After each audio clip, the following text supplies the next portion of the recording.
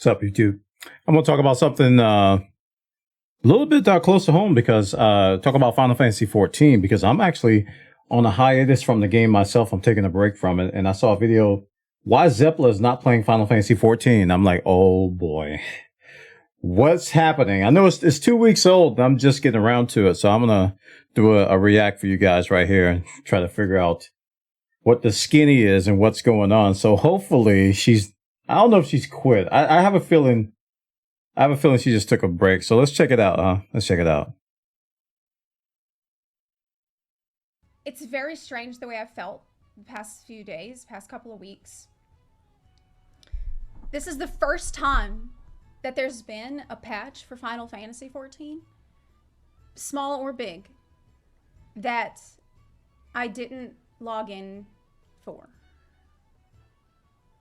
This is the first time. Maybe the only, I don't think that there's ever. I haven't logged in for the last, I think, 2 patches. 2.5 patches. I'm pretty far behind. Yeah, I'm pretty far behind myself, but yeah, I'll get to it eventually. Even when I was not really playing a lot during Stormblood, I would still log in for a patch, even if it was a small patch. I remember those times. Every patch. And some people are asking me why that is. Some people are like, did you quit? Are you gone? Did you quit? For good? Listen, when you're a live streamer and you stream for a living, you're a live streamer, and you stop playing the game for 15 seconds. For 15 seconds, people are like, did you quit? Hey, you haven't played this game in 15 seconds. Have you quit?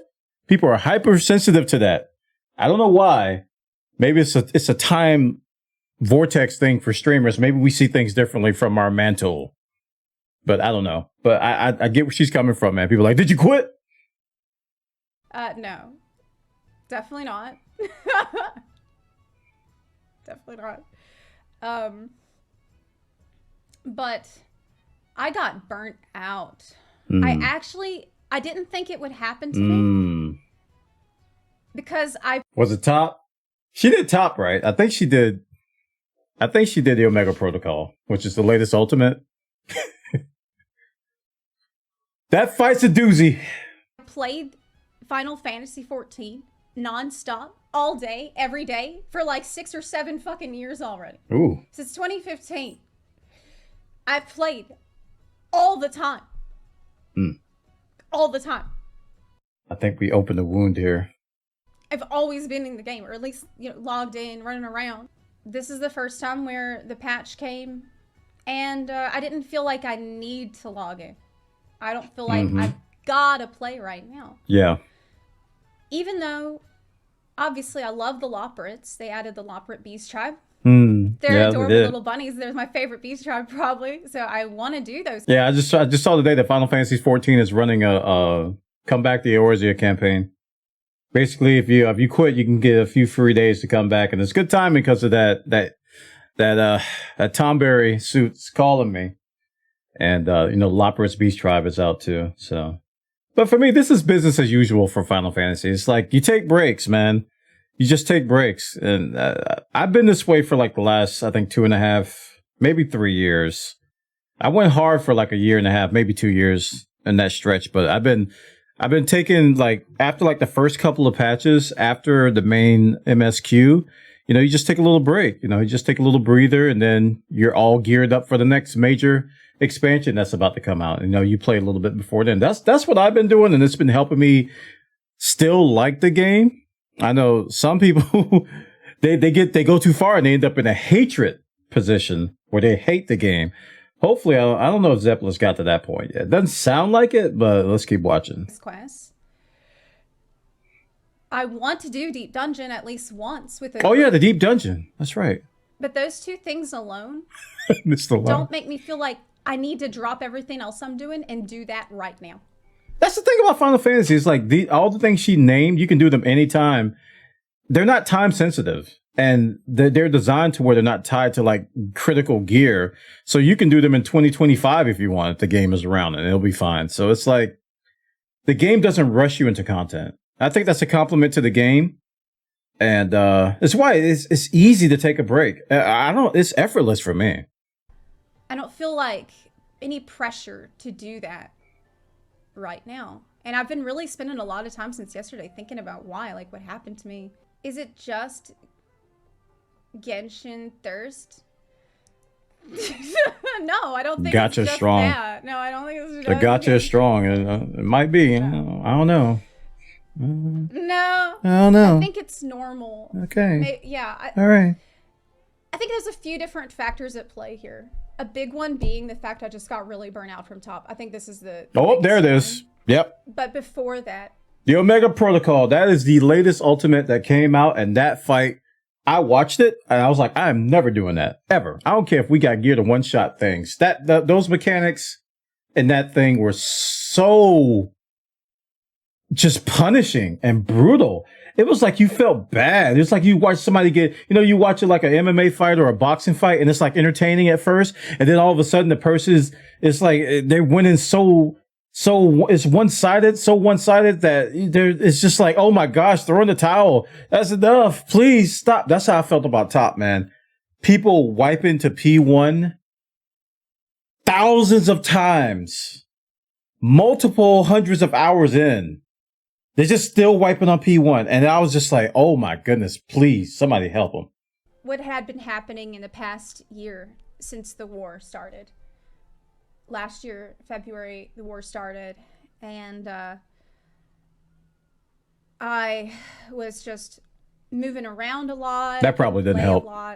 That didn't help at all. I did story. I did some raiding. But there were a lot of times where I just started the stream and we would only talk about Final Fantasy XIV. And I felt like I only need to focus on Final Fantasy XIV. I should only talk about Final Fantasy XIV. Only. I felt really married to it. Mm-hmm. I felt very tied into it. Mm-hmm. But in the process of me trying to always have something to talk about that's related to Final Fantasy XIV for a year, a lot of times there was not something for me to talk about. She just described content creation in general, man. It's like you have these dry spells on things you're interested in, and so you go searching for something else to talk about, and it's not as intriguing and not as enthralling, so you're not as enthused. So people see that and they're like, wow, you've changed. Like, no, I didn't change. There's nothing to talk about, man. So it's hard, man. You have to squeeze out content sometimes. This is why I really think this is why people chase drama, because drama is easy content. It's so easy. All you got to do is just talk about it, and everybody flocks to it. I don't consider this. Is this drama? Am I doing it?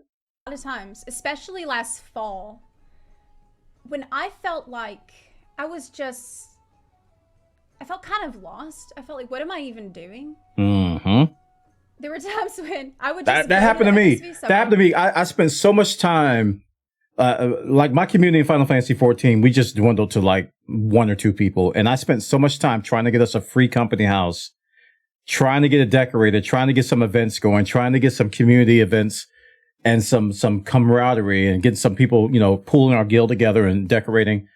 I spent so much time, and then after months of this, just literal, like probably 4 months, I just stopped and I looked and I said, I don't want to do this anymore. I was like, I feel like, I'm not saying, I'm not going to say that I feel like I was the only one playing, because I wasn't, but it was like me and a couple other people. And when they were at work and I was, doing my thing, it was just me. And, I was like, I'd rather be playing something else right now. Cause I was sitting there doing stuff. I'd be running, my roulettes, and I'd be doing that. I'd be doing the typical daily chores, doing the side quests and whatnot. And I'm like, okay, let me level another alt class. And I'm like, I really don't want to do this right now. Those were the exact words I said. I think she just said that. I was like, what am I doing here? I really don't want to do this right now. I need to go play something else for a while. So I can sympathize with this. I would go to FFXIV discussion subreddit, and I would go to the forums, and we'd talk about like the same 3 to 5 topics. Yeah. Like it felt like it was just the same 3 to 5 things we would always say over and over and over. And it just kind of, it wore me down because I felt like That'll do that. Yeah. In trying to always talk about the game, it made me feel like there wasn't a lot going on. Right. In a way that I had not noticed before. Right. And trying to very hard to make more content. And that's not necessarily a bad thing that there's nothing going on. There's a lot of side content that you just don't choose to do right now. Or in her case, she probably has already done a lot of it. Because like she said, she played all day, every day for 6+ years. So there probably wasn't a lot she had done yet. But a lot of us who play normal hours, there's stuff to do. You know, there's Baja, there's Eureka, you know, there's like these pockets of like hundreds of hours of content that you can jump to, but there's no rush to do them.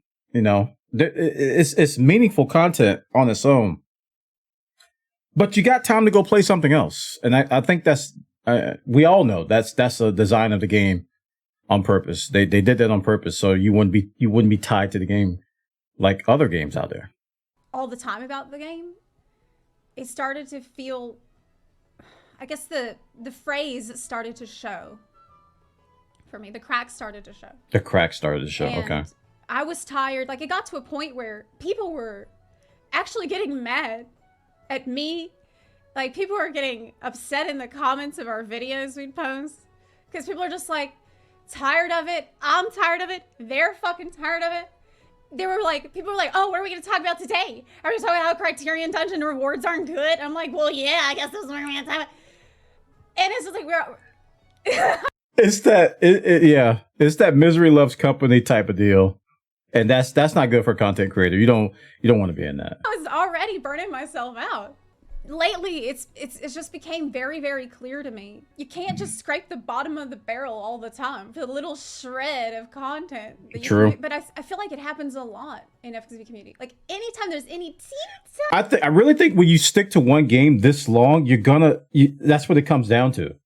It's like especially if you're posting regularly and your crowd, your fans and your community is expecting regular content from you, and you've got a game this old that's been around this long that, you know, really, unless there's some major drama or some major event or some major patch, the in-between content, you know, you're like, what haven't I made a tutorial on? Or what angle haven't I talked about the game from? And, you know, what comparison haven't I made? You end up reaching for stuff and it gets thinner and thinner and thinner as time goes on. And I think she just hit the breaking point. It's like, I need a break. Little bit of drama, the smallest little droplet of drama, people gotta milk it for all it's worth. Oh, that's so true. To talk about. Here's the thing: when you're a content creator, it's like there's a difference, though. I think some people may not understand this. When you're just a normal Joe and you're playing Final Fantasy, maybe 4 to 5 times a week, you spend time in other games. You know, you'll go play something else for a while. A lot of times, these content creators are in the game, like she said, all day, every day. 4 years. That's all they talk about. They're idling in the game when they're not streaming, and when they're streaming, they're playing the game. So they don't get a break. And when they do get a break, people scream, "Did you quit?" You know, so there's this micro lens on the content creator on every little thing they do. And it's harder for them to take a break versus your normal player. Cause I mean, you guys go play a couple rounds of Overwatch. You can go play Call of Duty. You know, you can do, I don't know. I'm playing Deep Rock Galactic right now. You can go do some Rock and Stone. You can do some Dead by Daylight. People play that game. Fortnite, whatever. You know, you go play a couple matches and, you know, you feel good. You play a couple matches with friends and then the next day you go log on to Final Fantasy and, you know, you're not as burned as she probably is. I think a lot of it has to do with the way that content is released in Final Fantasy XIV, which is the fact that you got a major patch every 4 months. Yeah, it's a big gap. Between that, you'll have an incremental patch that has not a lot in it. It's a big gap. It's just not enough to keep people busy all the time for there to be like to run the content mill in a normal way that other games do. I'm not saying that that's entirely bad. It's one of the things that makes Final Fantasy XIV such a unique and a good MMO, and I've said it many times, is that it doesn't pressure you to always be playing like a lot of MMOs do. You can just go in, you can play the new content, and the new content usually will take you a week, maybe 2. And you can go peace out and do whatever you want. Whatever else you were doing. Yep. And that's the way how it that works. they built the game. In fact, with this new incremental patch, there's a relic weapon step which is the relic weapon is supposed to be something that you work on slowly over a long period of time. It's supposed to be the thing that's keeping you busy, right? As a casual who wants to log in more. From what I understand, the step is just turn in like 1,500 tomestones or something, which I could do it right now. Like I could log in and get it and then log out without doing anything because I already have that currency. Just it's not a lot. Yeah, tomes are easy. You just pay for it and you're done. It's not necessarily bad for a player. There's not FOMO, right? There's not good point. Pressure to constantly. There's no fear of missing out on Final Fantasy 14 if you're not playing, except if there's a Tom Berry outfit from an event, and that event's going to be ending in a few days. There's probably some fear of missing out there. For your sub, but from a content creation standpoint, for me trying to always have make something out of nothing all the time, and like the news all the time, and what's happening with FF14 now, it's just I was already burning myself out, right? And I think in some ways I started to feel really just negative and not very good. Then we did DSR around the Christmas holiday, where I did the ultimate raid DSR. We went hardcore hours. We did 8 hours a day. And that was such a great fight. I loved it so fucking much. I loved it so much. It was the hardest content I'd ever done. It was incredibly intense. It was so much pressure. I think I like DSR so much because I like this. I like its story over Omega's story. Omega's story is okay to me, but just the Heavensward stuff to me hit home. So the fact that they did a what if, spoilers, a little bit of spoilers. They did a little what if, kind of a side story in that ultimate, and it was good. I really enjoyed that. And I was there for it. I was just ready to do my best every day. And it completely just like, for me, it was just like this oasis of like, wow, I remember why I love this game. I remember oasis, what makes this game so good. I remember what makes the content so fun. Replenishing. It's this is the pinnacle of raiding. We all have to work together and do our absolute best in a synchronized way to defeat this content. It was so sweet. I loved it. And I felt like such a revitalized interest for the game with DSR. Yeah. And it made me think, well, I got so much enjoyment out of that. I should just raid. I should raid some more. Oh boy. And so I got ready for top. And, I wasn't as prepared for top. Didn't have time to put the whole group together. Didn't have time to meet the group before we started. Didn't know most of the people in the initial group. Oh, wow. And so when we went in there, it was kind of a disaster, to be completely honest. Because by the time we started recruiting, most people had already found a group. So it was really, really rough trying to get it together. And then like top was, week 1 was a disaster. We had to replace so many people. There were people who just couldn't keep up. There were people that could not. I didn't know this. Were not consistent enough. I didn't know her group was in shambles that fast. And it didn't help that after the first week. I would say it felt harder than DSR, but not like in a fun way. It felt kind of miserable to prog. That's how it felt as a viewer. I started feeling sorry for people when they were progging top. I'm like, oh man. It is like I said, it's like watching somebody get beat down. It's like, please just throw in the towel. That's enough. And I would have probably stuck with it if our group had stayed together. I did that for longer than I should have. I was doing top, and if you were watching some of the top streams, you probably seen that I wasn't having a good time. I was just not having fun. Nobody was. I was straight up not. Nobody was. Out of all the groups I watched, nobody was having fun. Everybody was miserable. That fight was brutal, man. Having a good time. We weren't making progress. We were just wiping on P1 over and there it over is. and over and over. P1. I got desperate to the point. Oh no. I started keeping a log of mistakes so we could keep track of who's making mistakes. Wait, is that? And so this way we can all like have accountability. Maybe it's just one page. It can't be the whole book.